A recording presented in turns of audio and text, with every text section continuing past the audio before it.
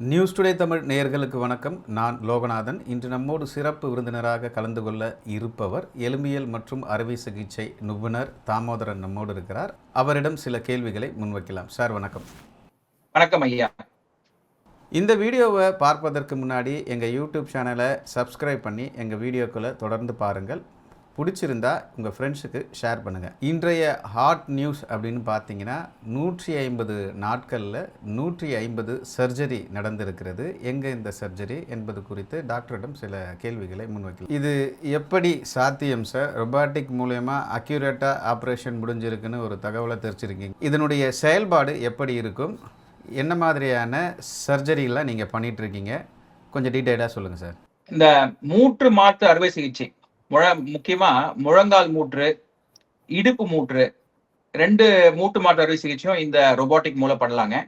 அதே மாதிரி partial knee replacement, அதாவது பாதி மூட்டு மாற்றுறது, இது 3 வகையான சர்ஜரிகள் இந்த ரோபோட் மூலம் பண்ணலாம். இது முன்னாடிலாம் பாரம்பரிய முறைப்படி பண்ணிட்டு இருந்தோம். ரொபாட்டிக்லாம் அசிஸ்டன்ஸ் இல்லாம ஒரு 20 வருஷமா அதை பண்ணிட்டு இருக்கோம் வச்சுக்கோங்களேன்.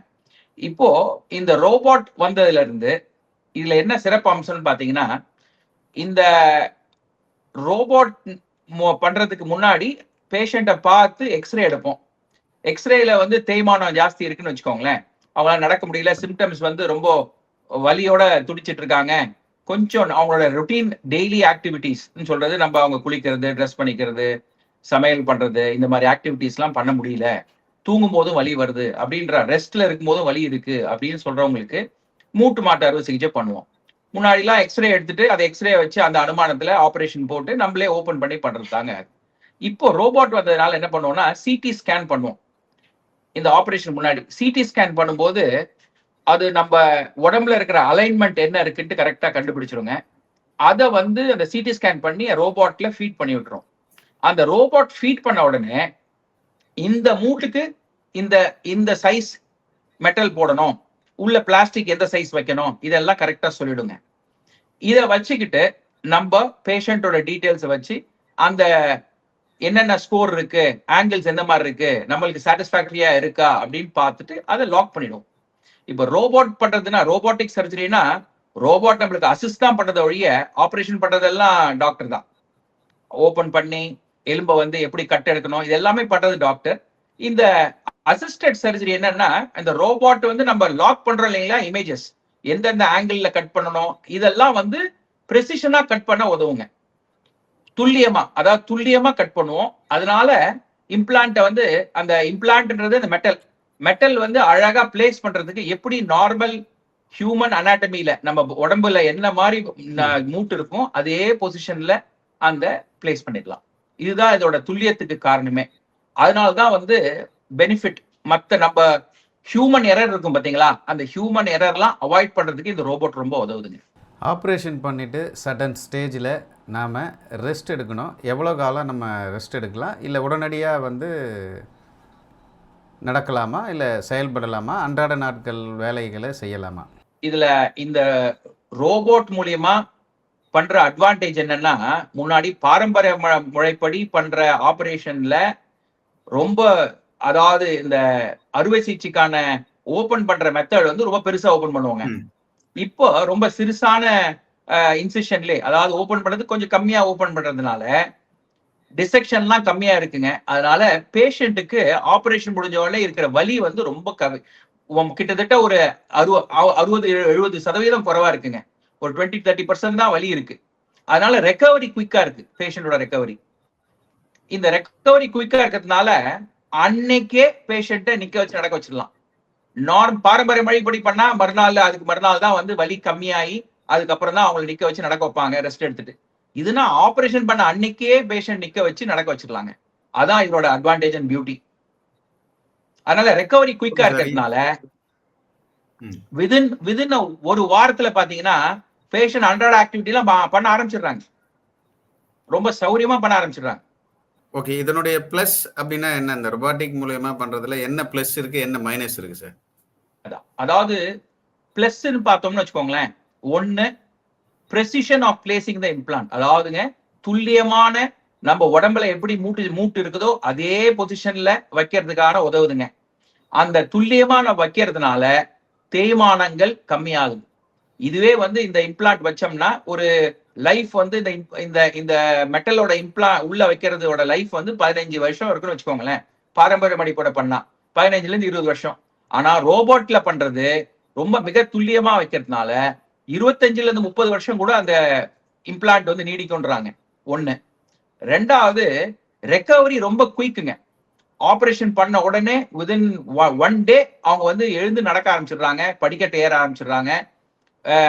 அவங்களுக்கு உள்ள ஆக்டிவிட்டிஸ், டாய்லெட் போறது, அவங்க பண்ண வேண்டிய ஆக்டிவிட்டிஸ் எல்லாம் பண்ண ஆரம்பிச்சிடுறாங்க. நம்பர் 2, இது லாஞ்சிவிட்டி ஒன்னு, precision of placing the implant ஒன்னு, இன்னொன்னு வந்து ரெக்கவரி குயிக், ஃபாஸ்ட் ரெக்கவரி. அதனால இது வந்து ரொம்ப ப்ரிஃபர் பண்றது. பேஷண்ட்டும் ரொம்ப சாட்டிஸ்ஃபேக்டரியா இருக்கிறாங்க. நீங்கள் 2 விஷயத்த சொன்னீங்க. பேக் போன் பண்ணுறது ஒரு விஷயம் சொன்னீங்க, முட்டிக்கு செய்யக்கூடிய சிகிச்சை ஒரு விஷயம் சொன்னீங்க. இன்னும் பேக் போன் ஆமாங்க, பேக் போன் பண்றது இன்னும் வந்து எக்ஸ்பெரிமெண்டல் ஸ்டேஜ்ல தான் இருக்கு. இன்னும் பேக் போன் பண்றது இன்னும் வரலீங்க. பட் ஹிப் அதாவது ஹிப் ஜாயிண்ட், பந்து மூட்டுக்கு, பந்துக்கு இந்த மூட்டை இருக்கு பாத்தீங்களா, நம்ம முழங்கால் மூட்டுக்கு மேல இருக்கிற மூட்டு, அது ஹிப் ஜாயிண்ட்னு பேருங்க. அதை பண்றோம். அதுவும் வந்து ரோபோட்டிக்ல பண்ண ஆரம்பிச்சிருக்கோம். எவ்வளவு செலவாகும் சார் இந்த சர்ஜரிக்கு? எவ்வளவு ஸ்பெண்ட் பண்ணணும்? எப்படியெல்லாம் இன்சூரன்ஸில் இது கவர் ஆகுதா? சில விஷயங்களை வந்து இன்சூரன்ஸ் கம்பெனி கவர் பண்ணலை, அன்எலிஜிபிள் பண்ணுறாங்க. இது போன்ற விஷயங்களை எப்படி கவர் பண்ணி ஆப்ரேஷன் பண்ணுறீங்க? அதாவதுங்க, இப்போ ரொபோட்டிக் சர்ஜரி வந்து ரொம்ப அட்வான்ஸ் சர்ஜரின்னு சொல்லும்போது இன்சூரன்ஸ் கம்பெனிக்காரங்க ஏன் கவர் பண்ண பார்க்குறாங்கன்னு புரியலிங்க. அது வந்து பேஷண்ட்ஸ்க்கு நிறைய தொந்தரவு தருதுங்க. அவங்க வந்து இன்சூரன்ஸ்ல கவர் பண்ண முடியலையேன்ற சுச்சுவேஷன் வரும்போது அவங்களுக்கு இவ்வளவு நம்ம காசு பே பண்றோம் இன்சூரன்ஸ்க்கு, இது ஏன் வந்து அட்வான்ஸ் சர்ஜரியை ஏன் அந்த இன்சூரன்ஸ்ல எடுக்க மாட்டாங்கன்னு நிறைய கேள்விகள் வருதுங்க. அதனால அந்த அந்த ரோபோட்டிக்கார செலவு அவங்க வந்து கையில இருந்து கொடுக்க வேண்டிய சுச்சுவேஷன் வருதுங்க. இன்னும் ஒரு சில இன்சூரன்ஸ் அதை ஏத்துக்கிறாங்க, மற்ற சில இன்சூரன்ஸ் எல்லாம் ஏத்துக்க மாட்டாங்க. இது காலப்போக்குல வந்துரும் நினைக்கிறேங்க. ஏன்னா இப்ப சுப்ரீம் கோர்ட் வந்து இப்போ இதெல்லாம் அட்வான்ஸ் சர்ஜரின்னு கன்சிடர் பண்ணும்போது ஆபரேஷனுக்கு ஒத்துக்கிற நிலையில ஏன் இதை கவர் பண்ண மாட்டீங்கன்னு கேள்வி கேட்க ஆரம்பிச்சிட்டாங்க. அதனால இன்சூரன்ஸ் கம்பெனிஸ் இன்னும் கொஞ்ச நாள்ல மாறிடும் நினைக்கிறேங்க. அதுதான். டோட்டல் ஆஃப் காஸ்ட் வந்து எவ்வளோ ஆகும் சார்? இது ஐ திங்க் ஹாஸ்பிட்டல் வேரி ஆகும்னு நினைக்கிறேங்க.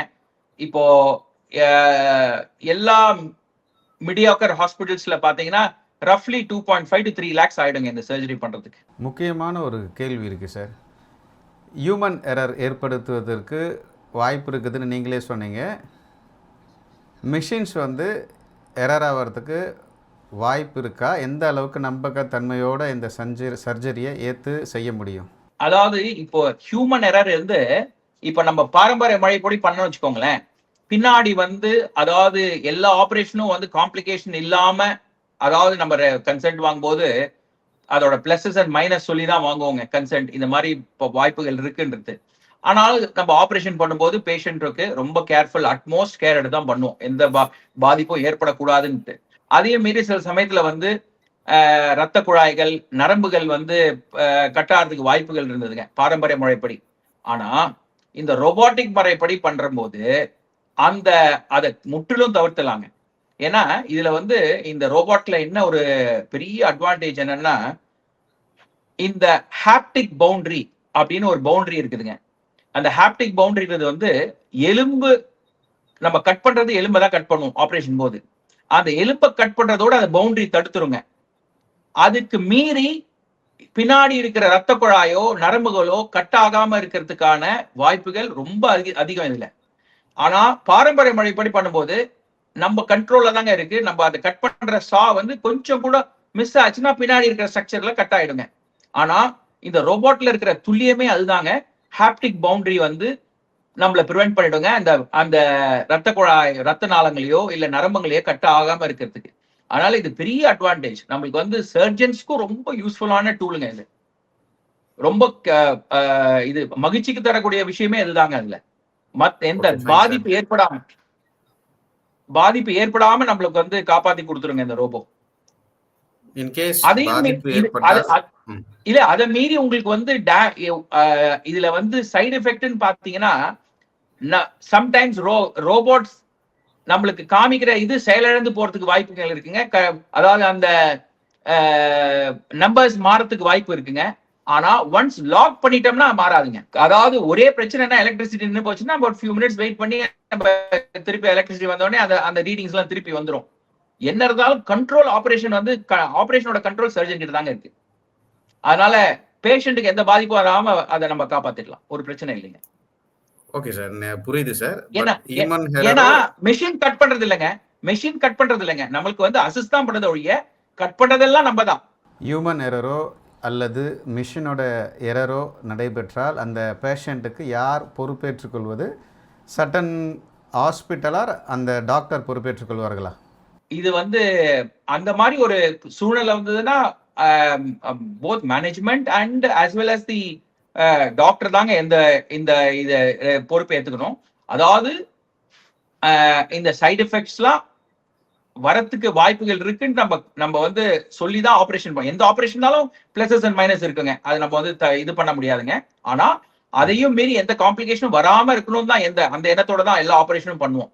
அதாவது பேஷண்ட்டுக்கு வந்து நல்லதுதான் நடக்கணும்ன்ற ஒரே எண்ணத்தோட தான் டாக்டர்ஸ் பண்ணுவாங்க. அதை மீறி வந்து வர காம்ப்ளிகேஷன்ஸ் வந்து அதை நிவர்த்தி பண்ண அளவுக்கு அந்த டாக்டருக்கு அந்த அந்த என்ன சொல்றது உங்களுக்கு கெப்பாசிட்டி இருக்கணுங்க. அந்த இடம் காம்ப்ளிகேஷன் ஆச்சுன்னா அது வந்து உடனே சரி பண்றதுக்கான கெப்பாசிட்டி இருந்ததுனா தான் அந்த ஆபரேஷனே பண்ணுவாங்க. இல்லாட்டினா பண்றதுக்கு ரொம்ப பண்ண மாட்டாங்க. அந்த மாதிரி அந்த ஏதாவது காம்ப்ளிகேஷன் ஆச்சுன்னா அந்த டாக்டர் வந்து உடனே அதை நிவர்த்தி பண்றதுக்கான ஏற்பாடுகள் பண்ணக்கூடிய டாக்டரா தான் இருப்பாங்க எல்லாருமே. காஸ்ட் வைஸ் தான் இது கொஞ்சம் கூடுதலா இருக்குன்றதா சின்ன மன வருத்தம். காலப்போக்கில் அதுவும் கம்மியாயிடுங்க. அதாவது ஆரம்பத்துல இருக்கிற இந்த செலவுகள்லாம் கொஞ்சம் அப்படியே கொஞ்சம் நாள் ஆக ஆக ஐ திங்க் இதுலயும் வந்து இன்சூரன்ஸ்லயும் அதை ஏத்துக்குவாங்க. இன்னொன்னும் காஸ்டும் கம்மி ஆயிட்டே வருங்க. இந்த ஆரம்ப காலகட்டத்தில் இருக்கிற இந்த சின்ன ப்ராப்ளம் செட்பேக் வந்து போக போக சரியாயிடும் நினைக்கிறேங்க. ரொம்ப முக்கியமான விஷயத்தை எங்களுக்கு ஷேர் பண்ணியிருக்கீங்க. உடல் எடை அதிகமாக இருப்பவர்களும் சரி, முட்டி வலியில் அவதிப்படுபவர்களும் சரி, அவர்களுக்கான ஒரு மருத்துவ முறையும் அதை பற்றிய மிக தெளிவான விளக்கத்தையும் நியூஸ் டுடே தமிழ் தெரிவித்தமைக்கு ரொம்ப நன்றி சார். நன்றி, வணக்கம். வேறொரு நிகழ்ச்சியில் தொடர்ந்து நம்ம சந்திக்கலாம். நன்றி, வணக்கம்.